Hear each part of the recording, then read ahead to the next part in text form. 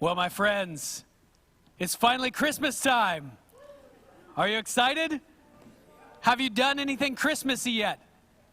Has anybody watched a Christmas movie? Yes, we got some Christmas movies. Okay, has anyone put up their Christmas lights already? No? How about inside decorations? Anybody there yet? A couple of people. All right, we're going to do that pretty soon. I did something Christmassy this week. So we went down to Seattle for American Thanksgiving to spend with family. And of course, the day after American Thanksgiving, they call Black Friday. But they also start a lot of Christmas celebrations that day. So we went to Bellevue, Washington, which is near Seattle. And we went to the Snowflake Christmas Parade. Or actually, I think it's just called the Snowflake Lane Parade. And this is at the Bellevue Mall. So you're like maybe about a mile and a half from Bill Gates' house. I mean, it's a kind of fancy area. And it was an amazing parade. They put on a great show. They had people on stilts walking around all dressed up in full nutcracker costumes. And they had dancers. They had fake snow that they pumped into the street. There were thousands of people there. They had Santa. They had a bunch of other characters. I don't know where they got these things. I think they pretty much took all the different Christmas movies and made a generic version of all the different characters so they could get away with it legally. But at this snowflake parade, there were two different visions of Christmas represented. One vision of Christmas was the commercial vision. It was buy more stuff. You are literally at a mall that sells, shirts, t-shirts starting at $100. And they're trying to get you to buy stuff, and they're trying to get you to have this wonderful, heartwarming Christmas feeling. And so the people on stilts are throwing lollipops at the crowd. Actually, it was sad. One woman got hit in the eye with a lollipop. They're throwing lollipops at the crowd. They're smiling, and they're saying, "Happy holidays to you." Not once was the word Christmas used in that parade. But at the same moment, while thousands of people are on the street, you had these two men with very large signs walking around yelling, "Repent or perish," up and down the street, and they've got, Jesus is Lord. They were saying all things that were true, as a matter of fact. Some of the things they were saying were said in a good way, I would say, and some of the things that were said in a too aggressive of a way for just a general crowd of people on the street. But two visions of Christmas, one of a great coming king who would change the world forever and who would come again to end this age and start the world again. And another vision of Christmas that's all lollipops that hit you in the eye. Sad story. As we walk through the Christmas season as a church, and if you're following along online, we are going to be trying to walk that line between these two visions of Christmas. We're going to dig in deep into what the Bible says about Christmas. And we're also going to be talking about our own experience of Christmas, the ways that we celebrate it today, and how we can use that the right way to remember who God is in our lives and what He's done for us, and to help us become better followers of Jesus. So this is the beginning of the Advent season, the Christmas season. And we're starting a new series of messages called The Arrival. Isn't that a cool name? We didn't pick it just because it's a cool name. The Arrival is actually nothing more than a translation of the word Advent. Advent is simply a word that means coming or arrival. And in the language that it was written in, there is no word for the. So Advent is the Latin word, Adventus, which means arrival. And that translated a Greek word that came before that. A Greek word, parousia, which means the coming or the presence or the arrival of God. And we're going to be talking about that. And as we do, we are going to go through prophecies of the promised one. We're going to be looking at the Old Testament, the part of the Bible that was written before Jesus, and all of the prophecies, predictions sent by God through human beings about Jesus coming into the world, about one person who would come and save the world, what that was going to be like, and the hope that that would give us.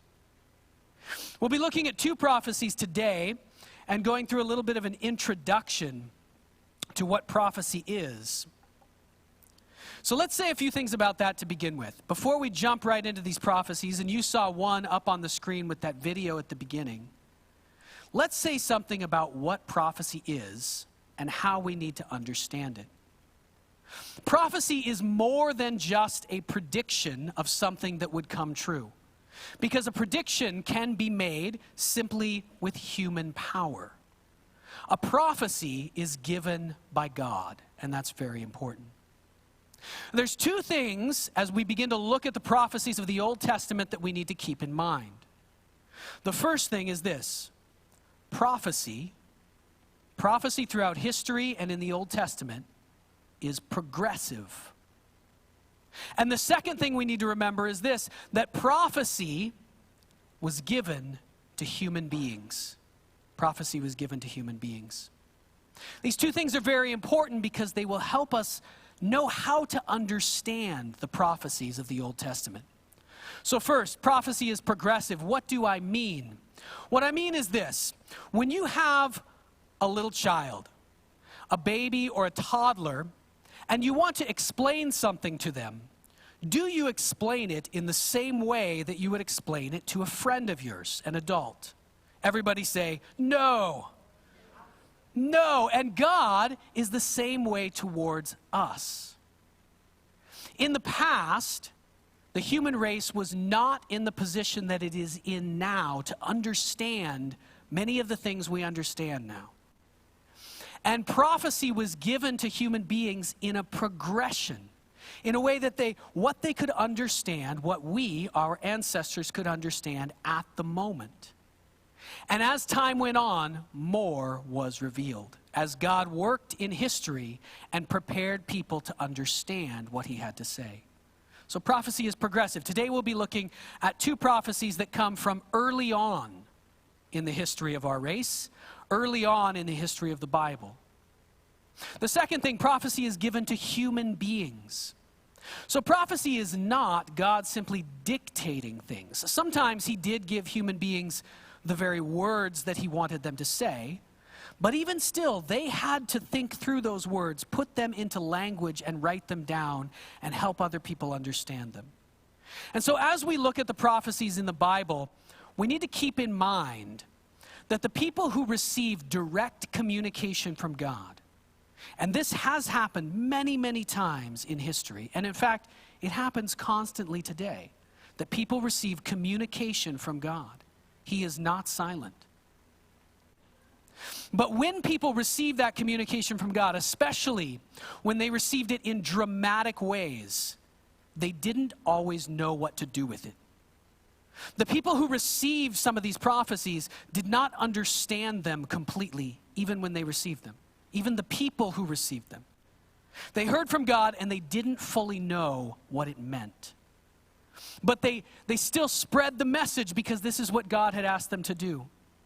They also often didn't know how to express what God had given them.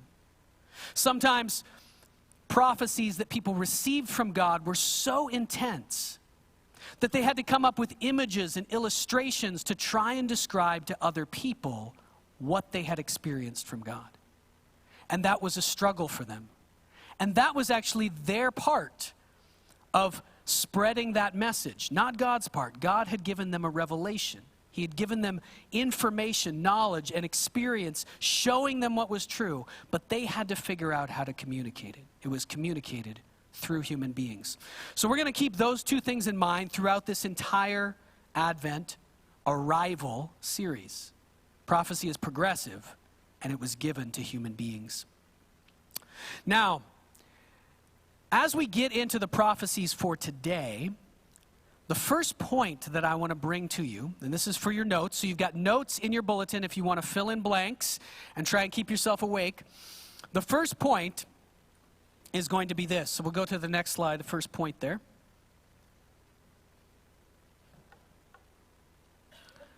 The first point is this. We, as a human race, are obsessed with the idea that one special person will suffer and save the world. That's a lot of words, I know, for one point, but I think you can get it. We as a human race are obsessed with the idea that one special person will suffer and save the world. We're obsessed with it now, and interestingly, the human race has always been obsessed with this idea. Let's go to the next slide. We are obsessed with this idea now. Just think about the movies that are in our culture. Look at this. We've got Superman, one special person, born in a miraculous way, from outside the world, sent to the world, sent to suffer and then save it. Star Wars, Harry Potter, E.T., Lord of the Rings, Gladiator, Braveheart, Matrix, Thor. Every single one of these movies has a very strong theme to it. And that theme we could call the theme of the Messiah. These are messianic heroes. They are heroes who look a lot like Jesus in the Bible. Now, part of the reason that this theme exists in our culture is because for thousands of years, Christians have been talking about Jesus and what he did. That's part of why it keeps on coming out. I often wonder when I see a movie that is strongly messianic, so the hero in the movie has clear connections to Jesus. I often wonder if the person who wrote it noticed that fact. I think sometimes the answer is yes, and sometimes the answer is no. Sometimes they wrote a hero, a story, that is very much like the story of Jesus, and they didn't even realize it. So part of the reason that this is in our culture is because Christians have been talking about this for thousands of years, but it is actually much deeper and much longer history than that. This idea that one person, one special person would eventually come into the world, that person would suffer in some significant way, and then save the world from all the problems that we have. That idea has been around for all of recorded history. And we can be very sure, in fact, that that idea was around before recorded history. If we look at some of the major religions in the history of the world, let me just list off a few. Okay, this first one used to be a big religion, but now it doesn't exist at all. You can tell me if you've nod your head if you've heard of this religion, Zoroastrianism. Nod your head if you've heard of that. That was a big religion in the Middle East, in what was Persia for a long time, and that religion had a strong theme of a Messiah, one who would come, who would suffer and save the world. That religion existed before Jesus came to earth. Also Buddhism, Hinduism, Taoism, and tons of smaller religions.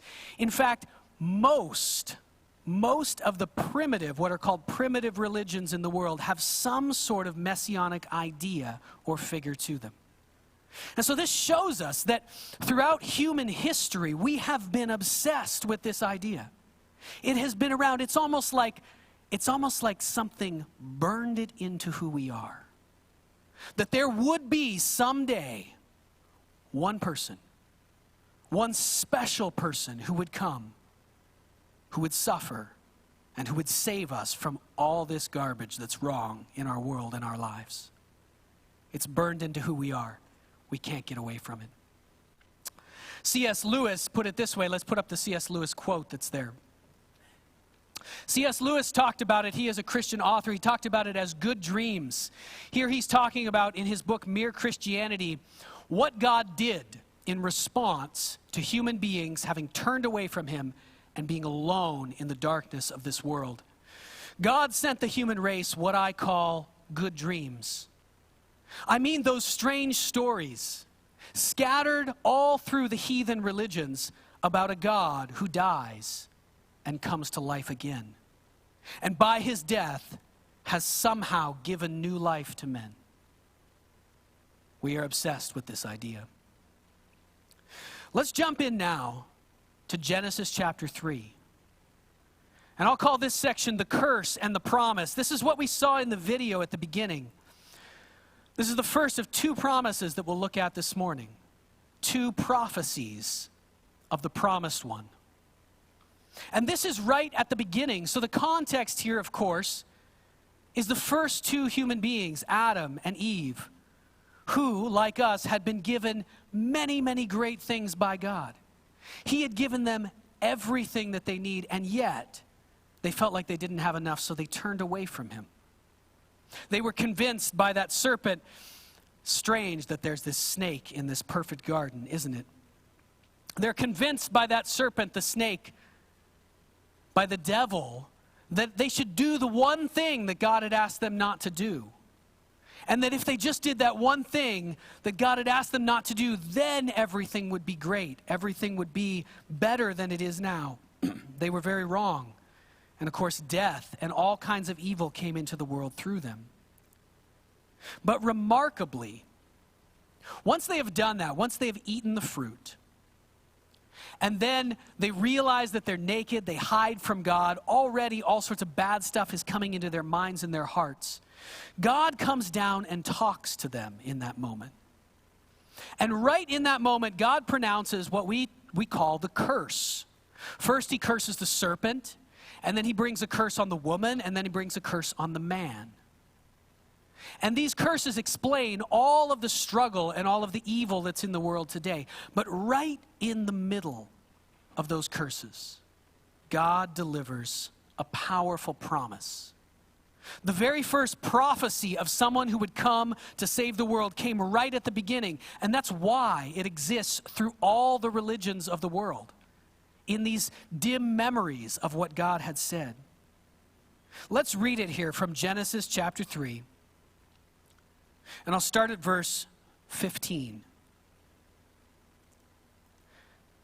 I will put enmity. Actually, let me start at verse 14. I'll back up here. So the Lord God said to the serpent, because you have done this, you've deceived the woman and the man. Cursed are you above all livestock and all wild animals. You will crawl on your belly, and you will eat dust all the days of your life. And then here we go.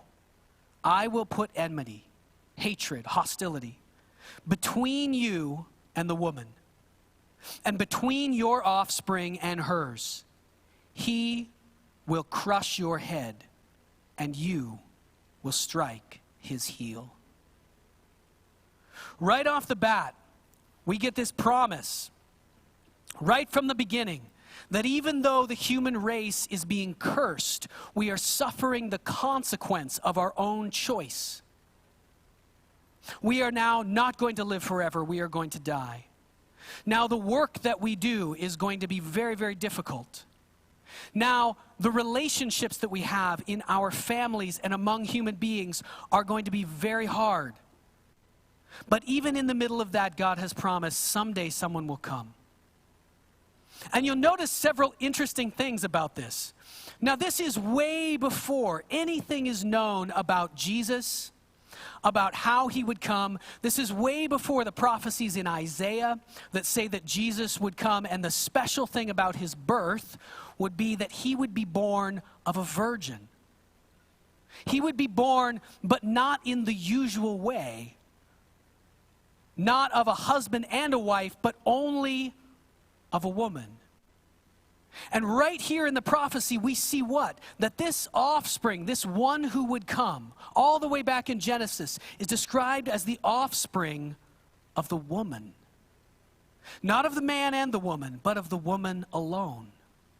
In fact, in the Hebrew in which this was originally written, it's a very strange expression, the seed of the woman. The seed of the woman. We notice something else about the prophecy is this, that this special person who would come must suffer.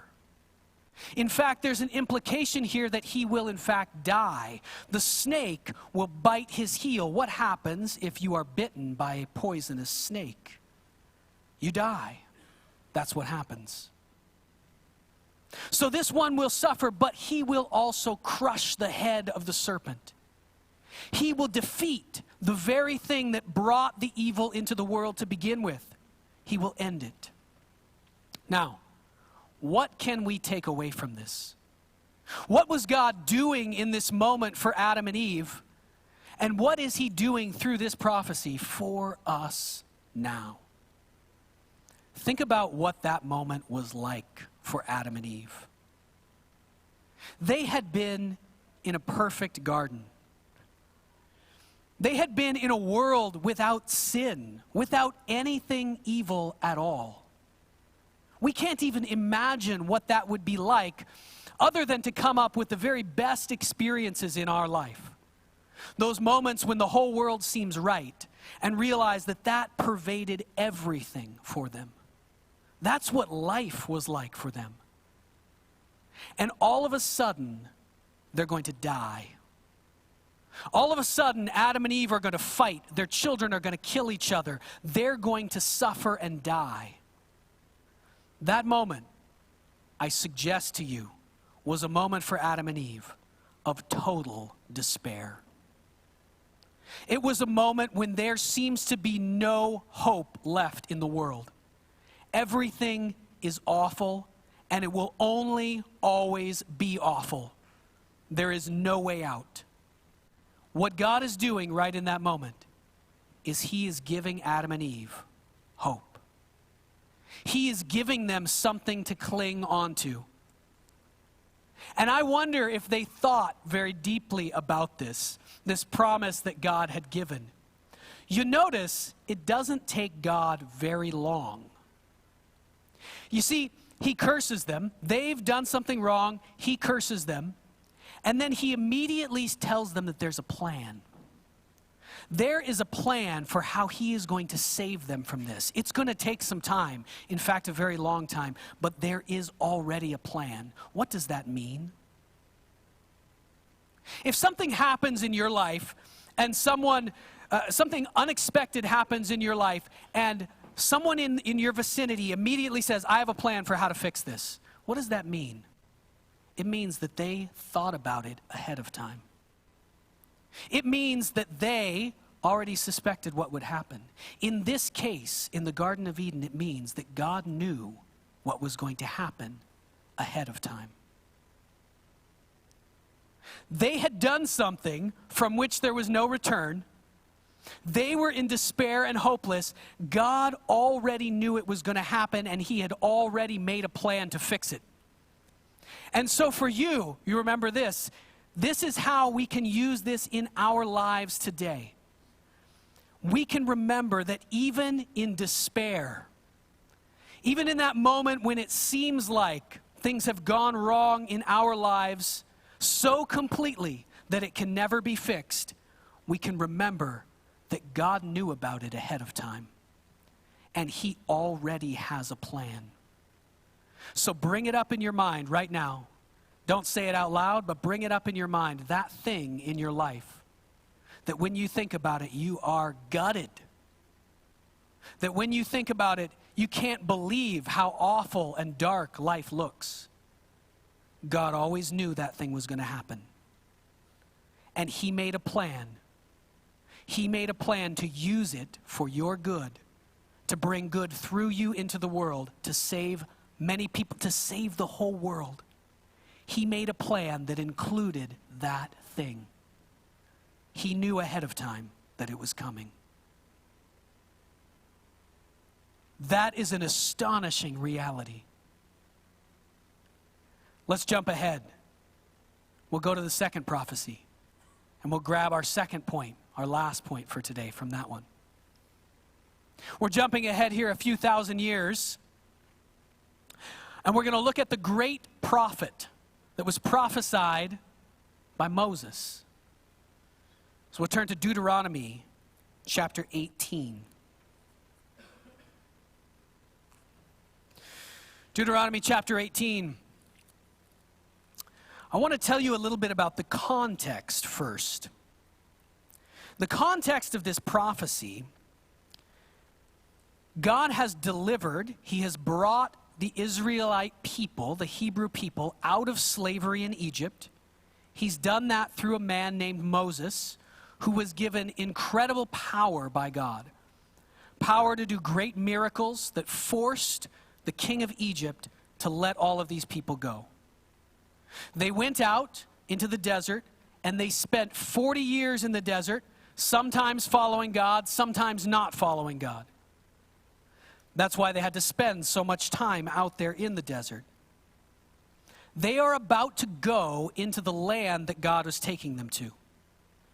And when they get into that land, you see, in Egypt, where the people had been, there were all kinds of voices speaking to God's people, telling them all the wrong things. Worship the sun. Worship this weird god that looks like a bird. Do all these bad things. God had to remove those people from Egypt and take them into the desert for a long time where there's no other voices around, so that he could start to get rid of some of those wrong ideas. But now, he's going to take them back into a land where there are other people. So this land where they are going, there are going to be many voices telling them to do the wrong thing again. Many voices trying to lead them the wrong way. So listen to this. The nations you will dispossess, listen to those who practice sorcery and divination. But as for you, the Lord your God has not permitted you to do so. The Lord your God will raise up for you a prophet like me from among you, from your fellow Israelites. You must listen to him. You must listen to him. So we see that they're going to be in this place where people are practicing all kinds of evil things, sorcery and divination, all kinds of wrong messages. What God is going to do is raise up a great prophet. This prophecy actually has two parts to it.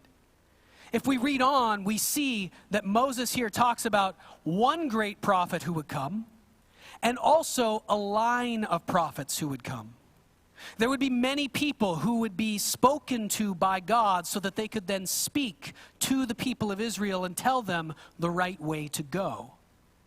They would know these people by the kinds of things that they said, and by the fact that they could say things that would happen ahead of time. They could predict things, and those things would come true. But one day, a great prophet would come. This is the next prophecy of the Messiah, the next one that we've landed on in the Bible, in the Old Testament. A prophecy of a great prophet who would come and reveal the fullness of God's plan. He would teach people the truth, and people must listen to him, or else they will be separated from God. It is whether or not they listen to this great prophet's words that will determine what happens in their lives. And notice here the stark contrast. They must not only listen to this prophet, they must ignore all the other voices that are around them, because those voices will always be there. So here's your third point for your notes today. And what we can take away from this second prophecy in Deuteronomy chapter 18. Don't listen to all the voices. Pay attention to the one voice. Pay attention to the one voice. When I was down in Seattle for the holiday this week, I watched a lot more TV than I normally do. And you want to know what I noticed most about watching television, especially live television? Prescription drug advertisements. That's what I noticed. What a view of the world prescription drug commercials give you. If you are not sick, they're going to convince you that you're sick, number one. They're going to convince you that something is physically wrong with you. The stuff that's going on in your life, yeah, you have some problems in your life. They're going to convince you you have some sort of disorder. Something's wrong with you, and guess what you need? You need a drug to fix it. That's what you need. And all you have to do is pay a very high fee to the drug company, and they can fix all the problems in your life. And then, of course, what comes at the end of the prescription drug advertisement? 45 seconds of all the bad things that are going to happen to you if you take this drug. This drug has been known in some instances to cause death and dismemberment. You might bleed to death slowly and have an extremely painful life right up to the end if you take this drug. But please buy it anyway. While you have a picture of someone dancing in the sunshine with a book in their hand and little children and flowers. This is the wrong voice to listen to. It's an image for us of Christmas time and of our world in general, isn't it? There are many voices out there that are trying to lead you the wrong way. They're trying to sell you a view of the world that is not true. They're trying to say, we know there's a problem in the world, and all these voices say, here's the problem, this is the problem, and if you just follow me, I will be able to fix it for you. Remember that for all of those voices, there's a whole lot of fine print. For all of those voices, if you buy into it, there's death and dismemberment and all the bad side effects that are going to come, because those are not the way. We must listen, as Moses encouraged us in Deuteronomy chapter 18, to the one voice that has no fine print. The voice of the Messiah, the voice of Jesus himself. And so I want to leave you with two practical things that you can do this Christmas as we go through this season. The first is, as you walk through a season where it is literally dark outside, and as you have those moments of despair, or you see people who are depressed or discouraged in their life, remember, take the time to remember that God already knew about all of that before it ever happened. And he has a plan. Trust him. And number two, I want you to find something that you're going to do this season. Maybe you've already got it. Maybe it's a devotional that you're going to go through. Maybe you're going to grab Einer's Christmas chain on the way out. Some practical, physical thing that you can do this season to listen and pay attention to the one voice instead of all the other voices. What can you do?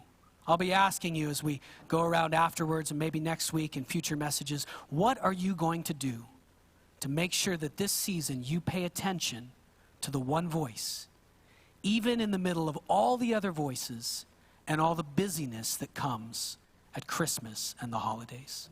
Let's pray, and we'll continue in worship.